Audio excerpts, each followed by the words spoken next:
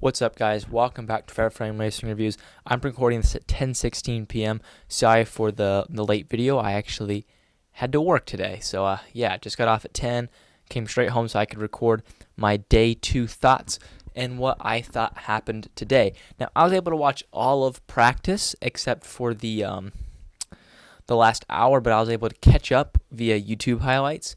And I just want to say, I think it's great that we saw 20 plus 25 cars really run in a nice solid pack, and they played fairly with each other. I thought that was great. But we need to talk about something. And this sounds hypocritical. This sounds crazy. Because all year, myself included, us hardcore Indy car fans talk about, we need more time at the speedway. Don't run the GP. Push the GP up. Give us more practice days. And I hate to be that guy, but that last 45 minutes was incredible. But before that, we need to have a real conversation of, is practice kind of boring at the Indianapolis Speedway?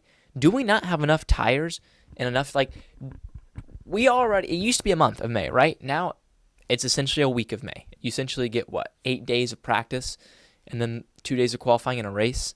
It's not a month anymore. And do we live in a world where there's too much track time, not enough tires? I think we need to have that conversation, and also not enough engines.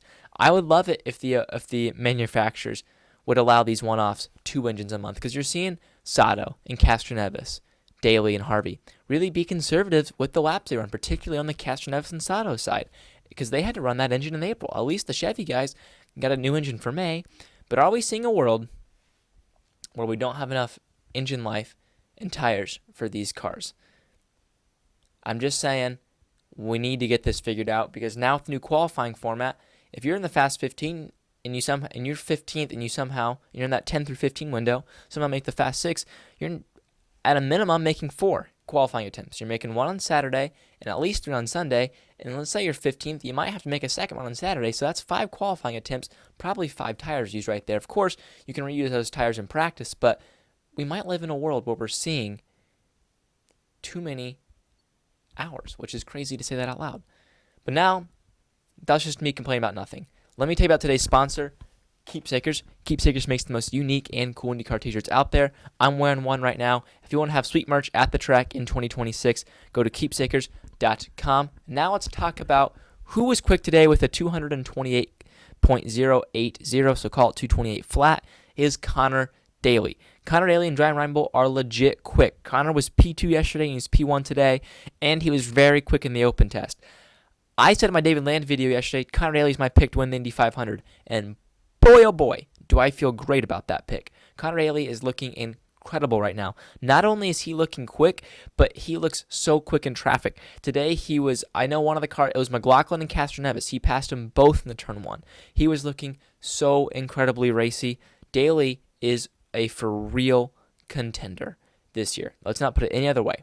And in second place was the guy who's fastest yesterday. My bad. Daly was third yesterday. Armstrong was second. But Daly is P1 today, P3 yesterday. But Palou, P1 yesterday, backs it up with the 228.026. So just like Daly's a 228 and some change, Alex Palou is ridiculously quick. I think the flat out 2 quickest cars are Palou and Daly. I know Penske's sandbagging a bit, but Palou and Daly, to me, at least in traffic, look the best. I don't know about qualifying pace, but in traffic, Daly and Palou look incredible. We saw Palou do a lot of qualifying sims today. You would see the pack of 10 cars and then cut to Palou 20 seconds behind him. So Palou was doing some qualifying sims. Then third place, you take a bit of a step back, is David Malukas with the 227.1. Third place for Penske. I think that was a real solid day. And then fourth place is Graham Rahal with a 226.8, which is insane. Graham Rahal has been the head of conversation when it comes to bumping the past couple of years.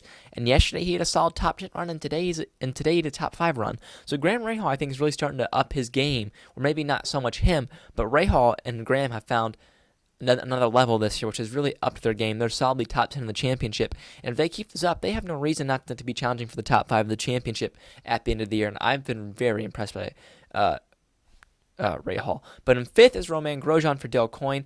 Obviously, Dale Coyne hired Michael Cannon over the offseason.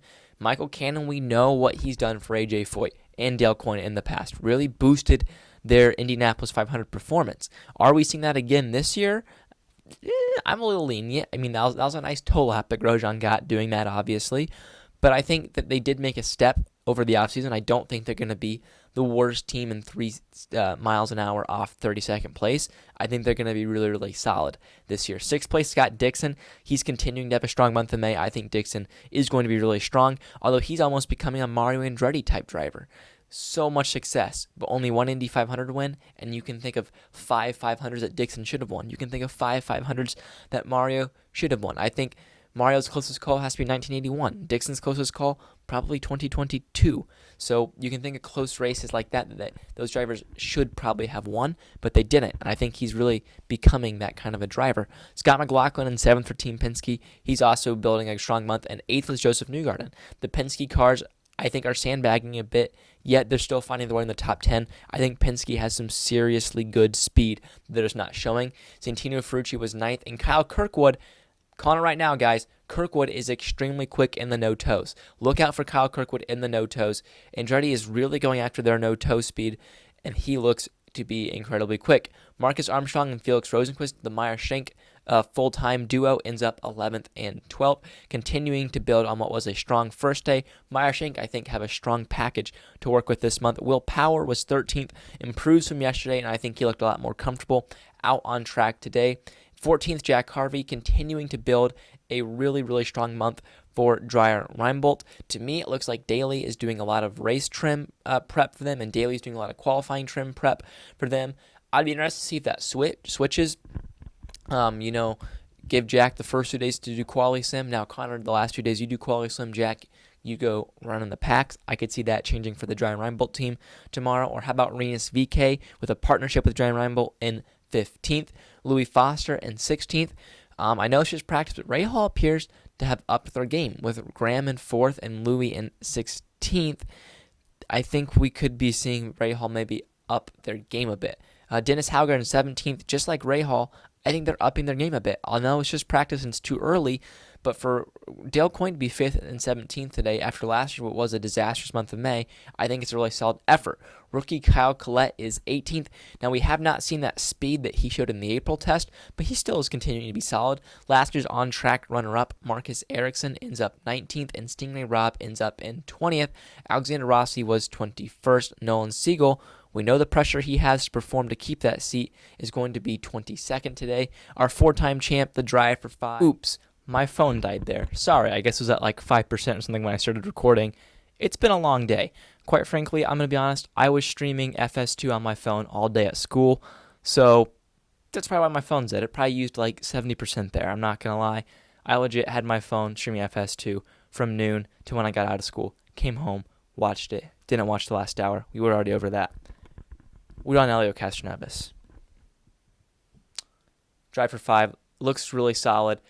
Car looks good in traffic. I'm worried about his qualifying pace, but Elio overall looks really, really solid in traffic. Christian Lundgaard was 24th. His one-off teammate Ryan Hunter-Reay in 25th. I'm honestly not expecting Ryan Hunter-Reay to be competitive with McLaren. I know everyone's expecting big things out of him. I'm not. That 4th car at McLaren's never been competitive besides the one year Kyle Larson was in it. To be honest, I think that was a bit of a fluke with how poorly he did last year. Just where I'm thinking about Ryan Hunter-Reay. 26th, Kiffin Simpson, and 27th was Pato Award. 28th, Jacob Abel. 29th, Christian Rasmussen. He's been a lot more calm normally. I mean, I know he's still out there doing his thing, but he's been a lot more tame, I would say, this month of May so far. Takuma Sato in 30th, and his rookie teammate Mick Schumacher in 31st, and Carpenter 32nd. Obviously, we know the engine troubles he's been having this month of May, so still solid. Then Catherine Legge, 33rd. She's 2 miles an hour off Ed Carpenter, but with how little preparation that entry got, what do you expect out of her? She announced today that she's going to be taking part in the double, which I think is actually really cool. She's going to be the first female to ever attempt the double. And if I think her engine makes it in the 500, I think she's got a good shot. Then she's going to make sure it doesn't get crashed out of the Coca-Cola. Because I don't expect Catherine to go out there and crash on her own. It's going to take some other doing.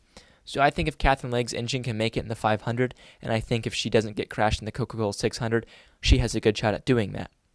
Now, with that being said, guys, stay with me through Wednesday through Friday. I'm going to be in the same boat. These videos are going to get recorded late, posted late, but I'll be watching all the practice except 1 hour. Then I'll catch up.